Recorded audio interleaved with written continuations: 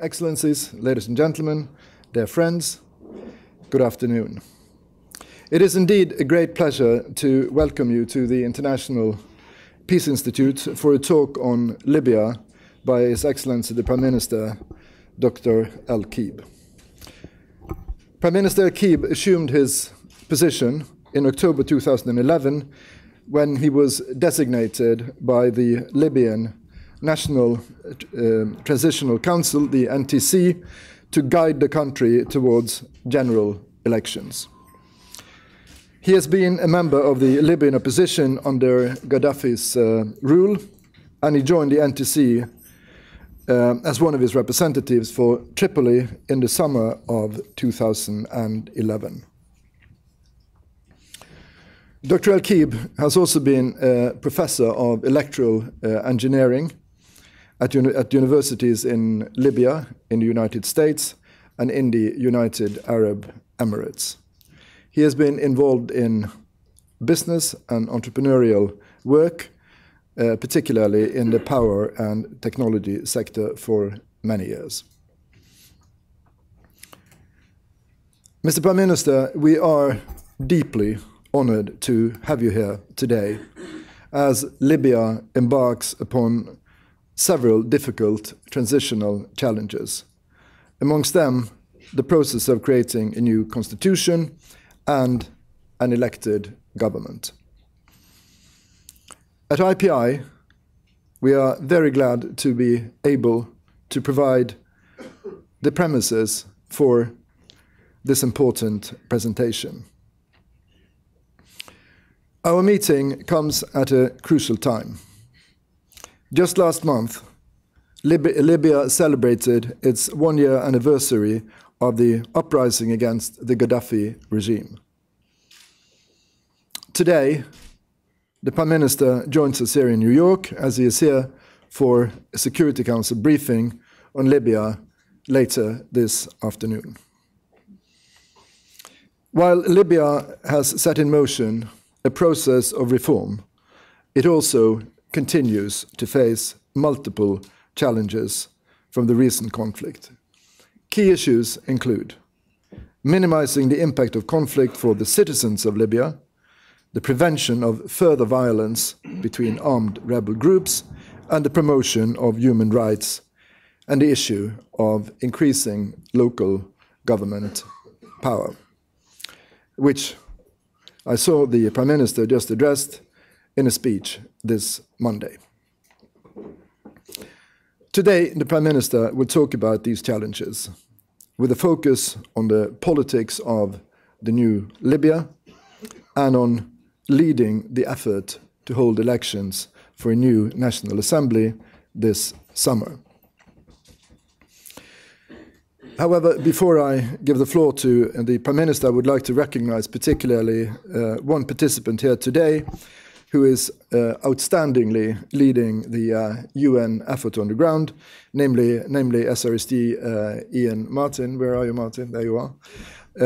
Who is now heading the UN mission in Libya, and I believe, Prime Minister, to your full satisfaction. It is now my distinct honor to give the floor to the Prime Minister of Libya, Dr. El-Kib. Your Excellency, you have the floor. Thank you.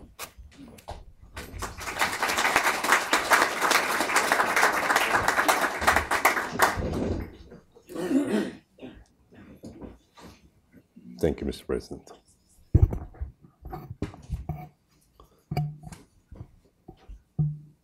Distinguished ladies and gentlemen, good afternoon. I am honored and pleased to be here today, and I take the opportunity to thank Mr. Terry Red Larson, President of the International Peace Institute, and the staff of the Institute for their kind invitation extended to me to be here with you this afternoon. And I also take the opportunity to thank the Institute and the UN for their outstanding program over the whole past year, which has helped educate people about Libya and has supported our good cause. Respected ladies and gentlemen, it has been a tremendous year. Almost a year ago, Libya was still clenched in the iron fist of the brutal Gaddafi regime. And it seemed never to be released. No one that I know of could have imagined that a formidable popular revolution would take place and bring him down in barely 8 months. Our revolution was sparked and driven by our long frustrated desire for dignity, equality, and freedom. On the 17th of February, a little over a year ago today, young Libyan women and men took to the streets of Benghazi to protest peacefully the unjust imprisonment of Libyan activists. A few days later, this was echoed in Tripoli, when the Tripolitanians took to the streets, chanting, "Benghazi, we sacrifice our blood and lives for you." Eventually, other cities followed suit, and the first popular revolution in the history of Libya, broke out. However, ladies and gentlemen, the road to dignity, equality, and freedom was very costly. The brutal regime would not adhere to the will of the Libyan people without a vicious fight. It promised its people rivers of blood, and I quote, close the quote, and I quote, hundreds of thousands of deaths. And it was determined to deliver on that unwavering promise. The most violent attack was launched against our people.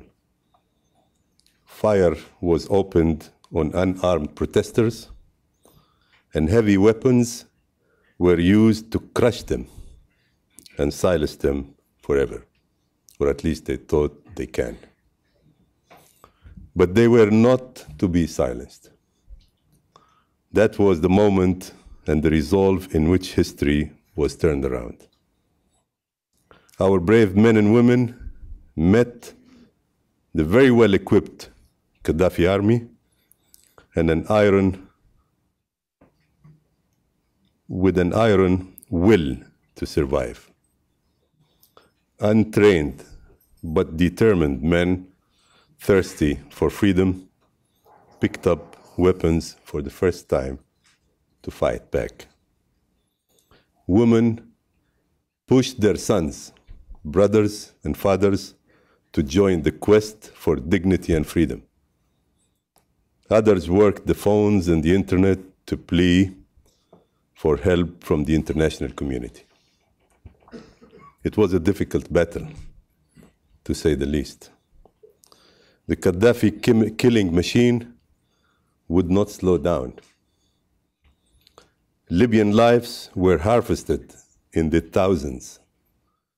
Body parts of thousands of our young men and women were lost. And I'm not sure if I should say this, because I'm saying it maybe for the second time, and I don't know if this is convenient to say,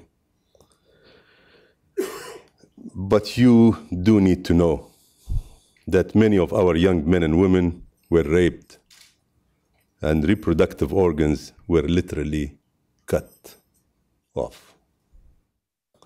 As the revolution was entering its second month, things were looking painfully grim and we all held our breath. But courage, resolve, and the decisive point of no return was reached, and this turned events around. You, the international community, chose not to sit quiet and watch as we were being massacred, literally massacred. To our gratitude, the international community decided to implement the UN resolution to protect civilians and rallied to our support. The international community was united under the UN resolution, a cornerstone of which was to protect innocent civilians. And it acted collectively and accordingly. These enormous efforts were initiated, and I take the opportunity to thank them for it. It was initiated by our Arab brothers and sisters in the Arab League, and later with our friends and partners around the world. And I thank them all. Such efforts granted us the time we needed to regroup and allow the revolution to take root and organize itself across the country. Our citizen army of teachers, mechanics, lawyers, students, engineers, doctors, professors, and businessmen suffered great losses with the rest of the civilian population, but stood strong. Stood strong in the pursuit of freedom, democracy, governance, and rule of law. It hasn't been easy. With great courage, and sadly also with great loss, we managed to push back Gaddafi forces from the east of Libya. We endured and broke the inhumane sieges of Misrata and Zintan, maintaining the unity of our country. We freed Zliten. We took control of the western mountains. And then we liberated Tripoli, Sabha, and Sirte. A few months and thousands, literally thousands, of deaths and wounded young men and women. Later, we freed our whole country from the grip of a tyranny and declared the liberation of Libya on October 23, 2011. It was the latent energy and the thirst and hunger for equality and democracy within the Libyan people which has brought to life freedom and gave us back our dignity. And I take the opportunity to thank our friends and partners. Today, the fighting is indeed over. We have a legitimate presiding body, the National Transitional Council, and we have an interim government, but the revolutionary fervor in Libya remains as strong as ever. The excitement about the future is as electrifying as can be. We believe it is our job as government to keep these alive. We believe it is important to channel the tremendous energy which brought us freedom into the process of building a new Libya. Our main mission as interim government in the few months that we have is to keep the revolutionary train on its rails and pave the way for it to move safely and steadily forward. Make no mistake about it. the year ahead will be very challenging. The process of achieving the aims of our great revolution, freedom, equality, democracy, shared governance, respect for human rights, and rule of law will take much longer than the mandate of my government. But today we have been facilitating, encouraging, nurturing the process and making sure that Libyans are involved. Libyans are just now learning what freedom means. The first clamor for freedom was above all else a rejection of oppression and brutality. But soon it became also a call for self-expression, for opportunities and for hope, and a demand for the right to dream, and the chance to work to achieve those dreams. I know that these are concepts close to the hearts of the American people, and we share them. In the coming years, Libyans will be holding elections, drafting a constitution, building democratic institutions, political parties, a free media, and installing rule of law. However, the biggest challenge facing us today is overcoming 42 years of dictatorial legacy, securing our country, building our political, economic, educational, and social institutions, responding to the needs of our people, building trust and respect in the governing institutions, and planting the seeds for democracy through civic education is our mission. Of course, as an emerging democracy, we will need the help and support of our friends and partners around the world, and we certainly welcome it and hope it happens. A year ago, I did not dream this day was possible. Now I can dream of what is possible a year from now.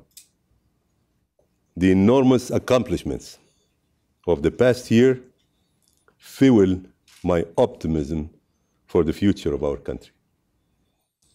For our near future, I see a stable, inclusive, democratic Libya,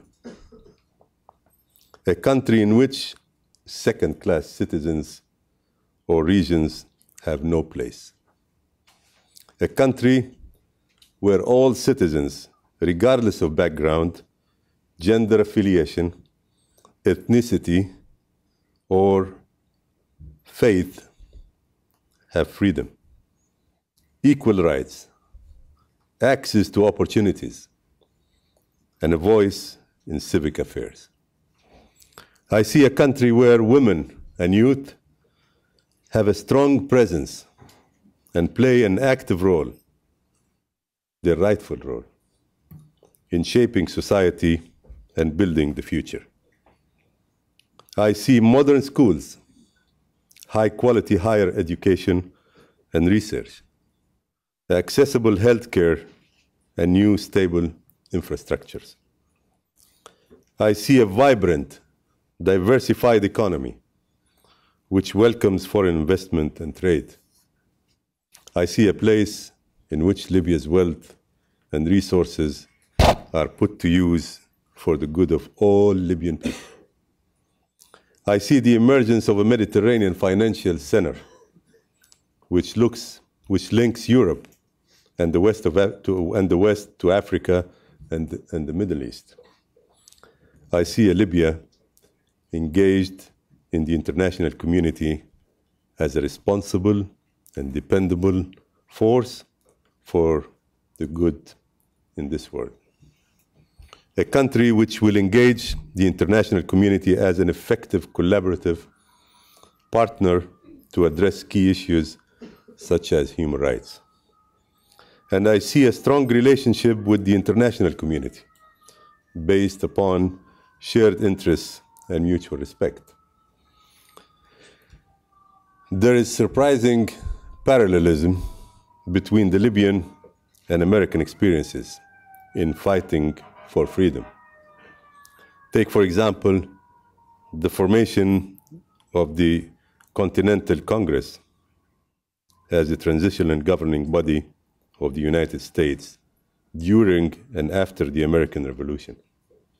It led the states both along the path towards an elected government and to a convention which drafted the American Constitution. In much the same way, the National Transitional Council has represented the Libyan movement during and after the uprising, and will also guide the upcoming election of the National Assembly in June. The National Assembly will oversee the drafting of a constitution which will serve as the bedrock for our democracy and ensure peaceful transition between the elected governments. It will define the rights and responsibilities of all Libyans. George Washington once said, "The Constitution is the guide, and I will never abandon." And Libyans too embrace this idea as we move forward with our democratic transition. The Libyan government is committed fully to playing its role in the process of holding free and fair and transparent elections in a safe and stable atmosphere. We believe that a multi-party democratic political system which emphasizes human rights is our safest insurance against tyranny, exclusion, and marginalization. I take the opportunity of being here to emphasize that we are adamant about building a strong civil society which will serve to address social problems and promote greater transparency and accountability. We are also equally adamant in our commitment to ensure justice for all Libyans, guaranteeing every Libyan his and her human rights will remain a priority for this government. As I explained in the 19th session of the Human Rights Council in Geneva, less than a week ago, several concrete steps towards ensuring that the human rights of all Libyans have already been taken. Violations of these rights have been and will be investigated. In this regard, we have formed an interministerial committee chaired by the Minister of Justice and with membership of the Ministry of Interior, Defense, and Culture and Civil Society. We are also committed to national reconciliation because we are well aware that without social peace, no country can move forward. We have been actively involved in this and are seriously exploring the possibility of forming an association for national reconciliation, streamlining the process and reconciliation and other issues related. As we manage our transition, we are aware that achieving all our aims for tomorrow is dependent on our actions today. This makes us a government, this makes this government all determined to do the job right and efficiently. But despite all challenges, I remain very optimistic. Libya has many resources, but the most significant resource is the Libyan people. Libyans are now ready to move forward as a nation with the same courage and resolve which sparked the Great Revolution of February 17, 2011, and led to its success. I like to believe that there are no obstacles we Libyans cannot overcome. We are proud to have freed ourselves from the recent past, excited for our future, and grateful to our friends and partners who have helped us come this far. We are now proud to call ourselves your partners, two nations which believe in the same fundamental values of freedom, equality, opportunity, and success. Thank you very much.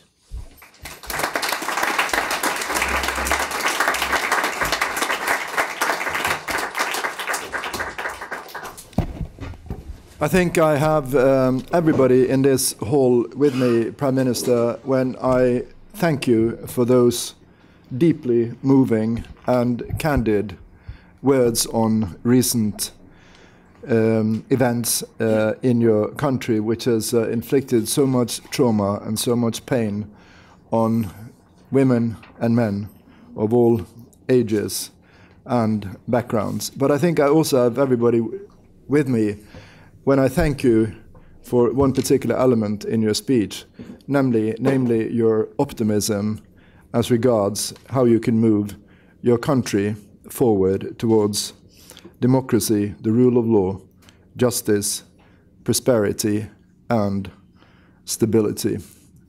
I found your speech deeply moving, but also very convincing as concerns the future of your country. With these words, I would like to open the floor.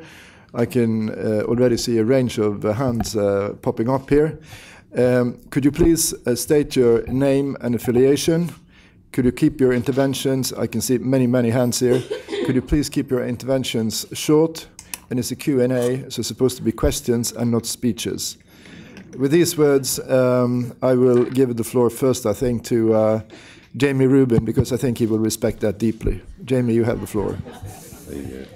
Thank you, Mr. Prime Minister, for your very moving words. As a beneficiary of help from the international community for your revolution, you described the fighting with few weapons against a determined enemy who is ready to slaughter your people. Would you regard that situation as analogous to your neighbor in Syria? And would you call for a similar help for the people of Syria for what you went through as they go through a similar situation? Mr. Prime Minister.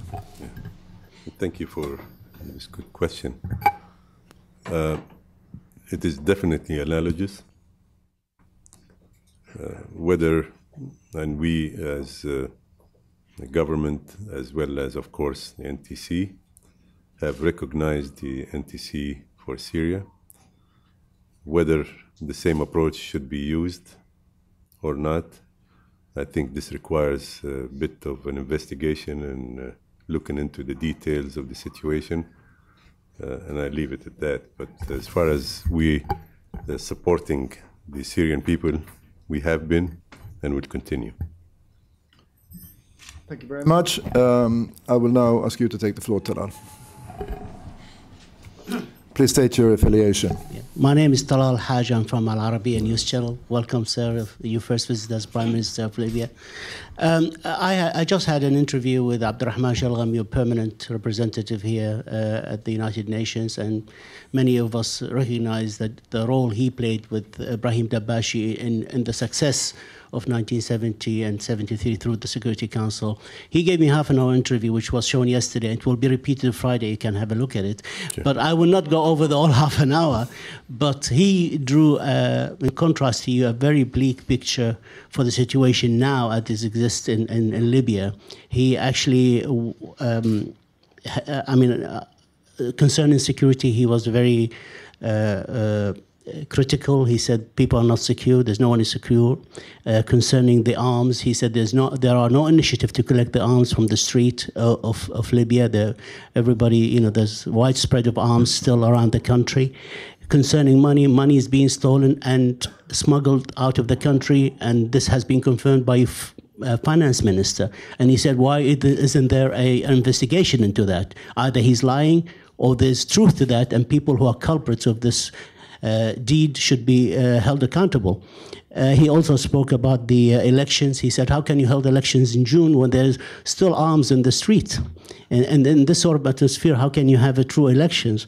He was asking also about the call of Mustafa Abdul Jalil for the neighboring countries to deliver the refugees, the Libyan, not refugees, the people who fled to other countries, to the country, to Libya, to be tried in Libya. And he wondered why people like the gentleman who had the file of Africa and during Gaddafi's his reign has been let out of the country with the permission of the government. So he really asked many questions, and I'd like your comment about his criticism.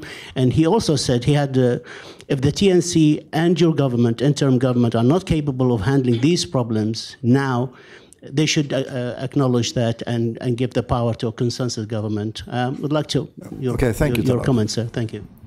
First, if I may, I would like to recognize my distinguished colleague here, Ambassador Brahim Dabashi, who played an instrumental role together with Mr.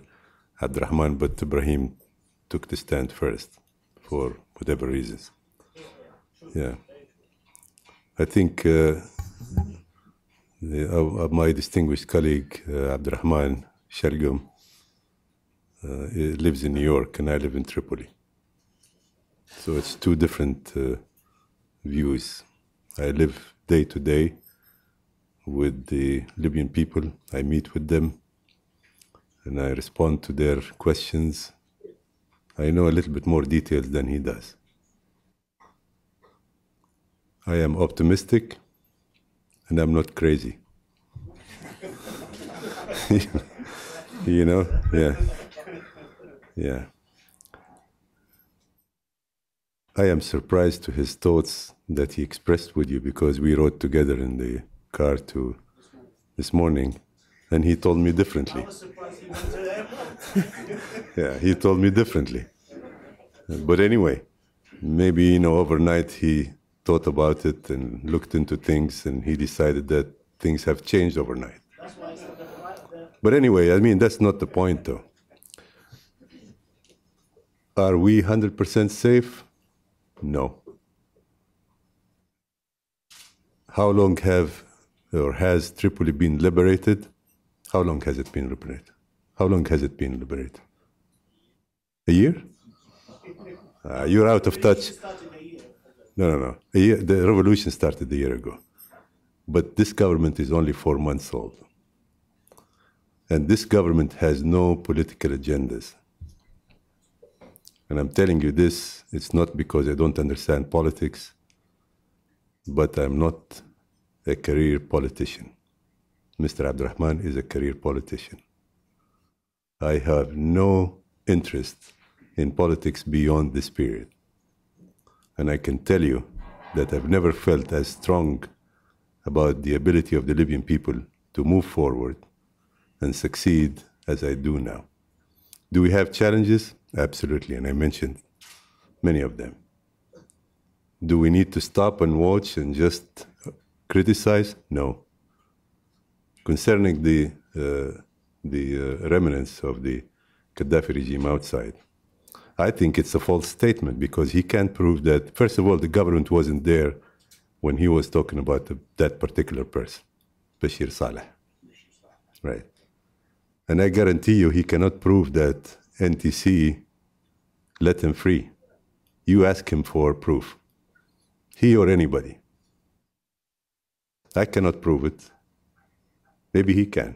And if he can, let's take NTC to court. As far as... but why? I mean, if he has any proof, we'll definitely look into it. I mean, we can't investigate anything. I mean, if you tell me something, you want me to investigate it? I don't even know you. I'm sorry, but just as a correspondent. But I'm not going to do that. I have too many other things that I need to worry about. Concerning the money, there was a particular situation that happened that Minister Hassan Ziglam responded to. And that's it. There was also another thing where the central bank gave $2,000 to every individual.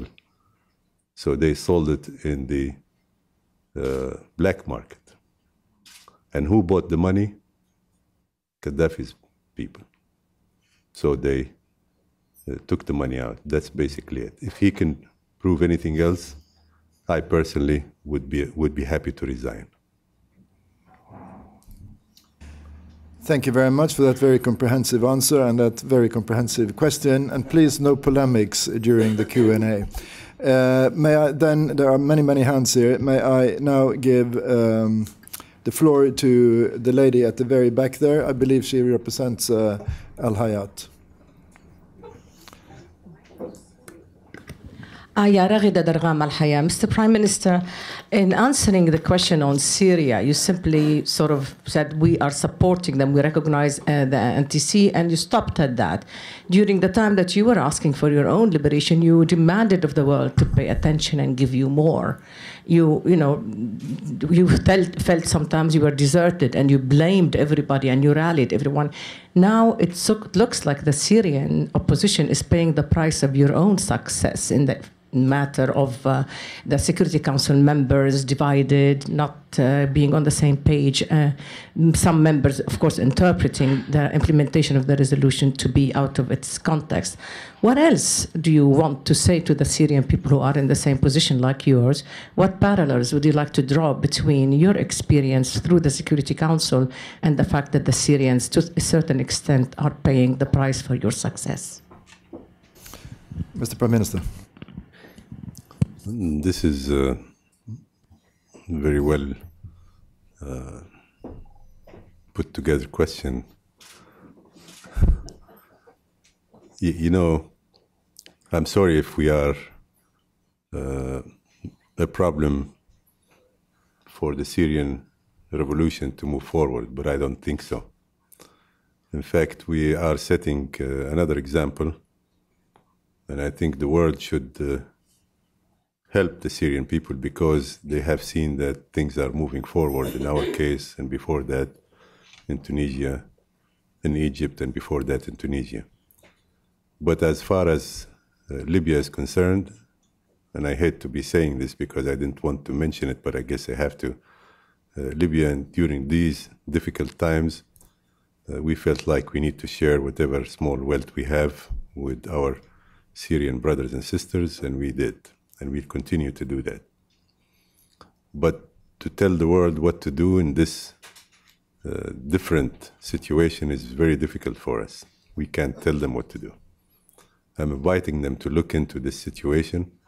They might find out that it needs to be treated differently, differently.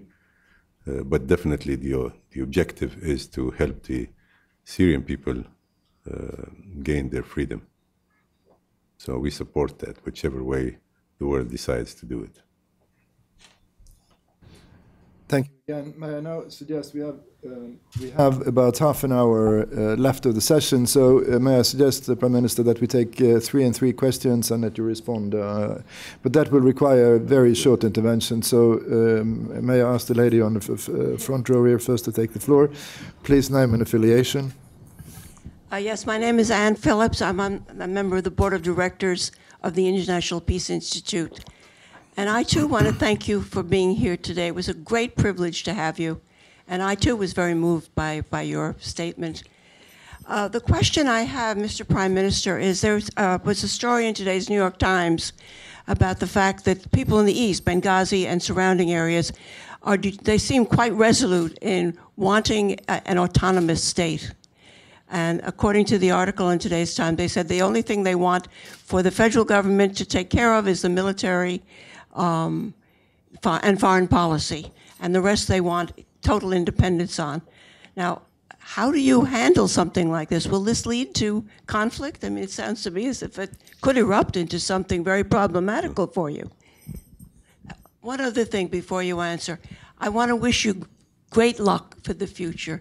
You look forward to a wonderful future, and I hope your dreams come true. Thank you very much. Thank you very much. Shall we then move to the lady on the third row there? Thank you. Terry. Evelyn Leopold, a veteran UN correspondent. Brief question. Can you talk about women and the top officials promoting polygamy and whether that's really going to be allowed? Thank you. Then the last question in this round, and then I think we will move to the lady who's stretching her hand very high in the back there, who we all know. Right. Edith Lederer from the Associated Press. Mr. Prime Minister, as a follow-up to the question about the autonomy in the East, could you talk a little bit about what specifically your government is doing to try and collect weapons from the militias, and what success you've been having or not having in trying to mold these militias into a national army? Prime Minister, 3 sets of questions. Excellent. I'll take a crack at the one concerning the East. This is democracy in practice. I know, we all know, that some people here in the States, in some states, or maybe 1 or 2, would like to have the same. I mean, I understand maybe in Texas you have some people who wants to have a separate state. And I guess people just say, okay, but we listen to you, but this is a constitutional issue, and you can't have it until it is decided accordingly. And what we're saying is the same thing. We're saying, okay, if the idea is to enrich the discussion about decentralizing the operation of the government, yeah, it's acceptable. But to force it on everybody else when we are still in the process of developing or creating a constitution, I would say please wait a little bit more and let's discuss this issue. We as a government have decided a long time back, but it's just a matter of time, that we need to decentralize our operations. During Gaddafi's time, everything was centralized, not just in one city, but in one person, So everybody is frustrated with this. They're tired of it. They have to travel to just get the simple thing taken care of. They spend money and time, etc., etc. So we're working on that. And we will have an office in Benghazi and one in Sebha. We're asking countries to have a consulate in each one of those cities so that people can get their visas without having to travel. We're very, very much interested in working hard to get the electronic government project in place so that people do not need to travel. We're also, we have decided that some of the government departments need to be moved to different areas. So we're doing few things. But on top of that, we have a proposal that will be sent to the NTC that would almost totally decentralize our operation so that people can feel comfortable with, they don't need to travel too much and so on. So we're doing that. But then at the end, if the people decide they want to have a federal government and different states, then that's their call. This is not the time. I know some of the people who are doing this, and they are interested in this. In fact, I met with some of my friends, and they continue to be my friends, irrespective of how they think. But I guarantee you, this is a minority. I am certain that they are a minority. Okay? And I invite you to come to Tripoli, and I'll show you around. You can go to the east, by the way. The east is a beautiful place to see. It's like, it reminds me of, we just had a trip, including all the government ministers, and we went to 8 cities along the coast in the east. We had our meetings there, and we met with people and all that.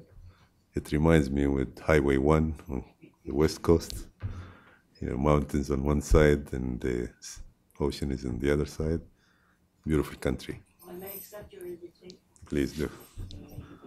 As far as the role of women,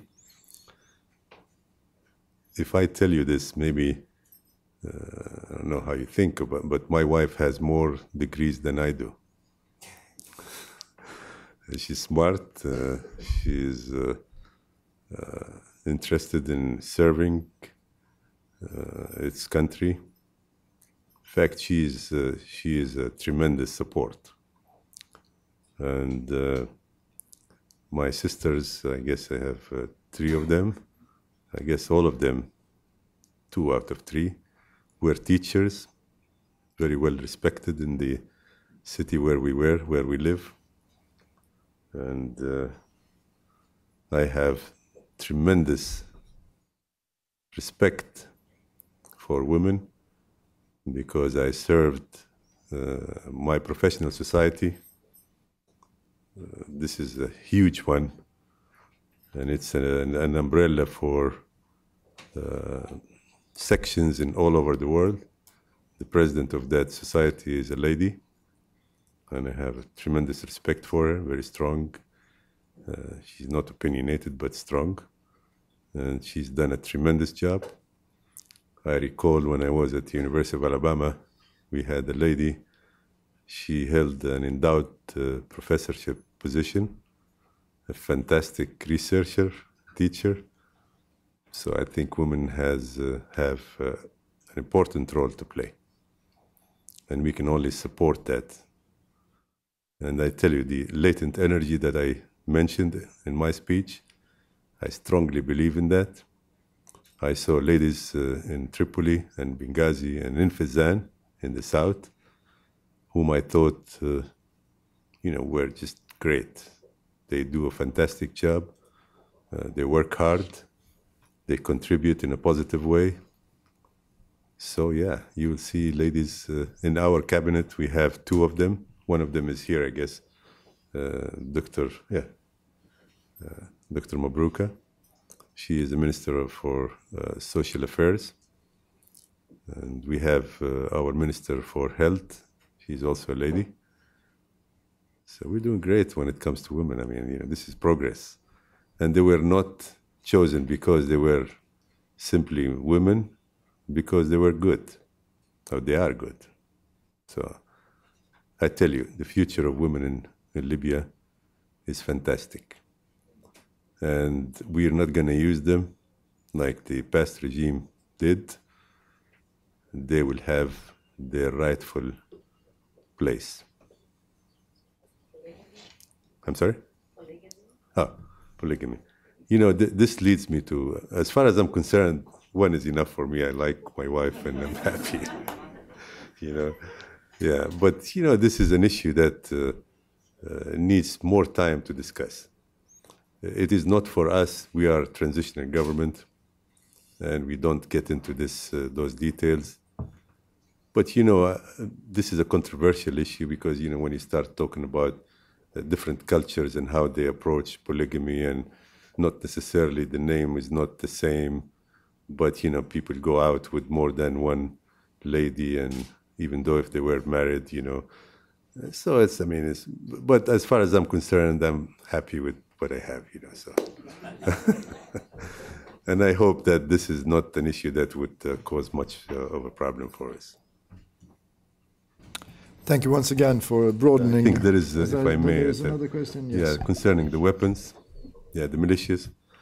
First of all, we don't have militias yet. I hope we don't have any in the future.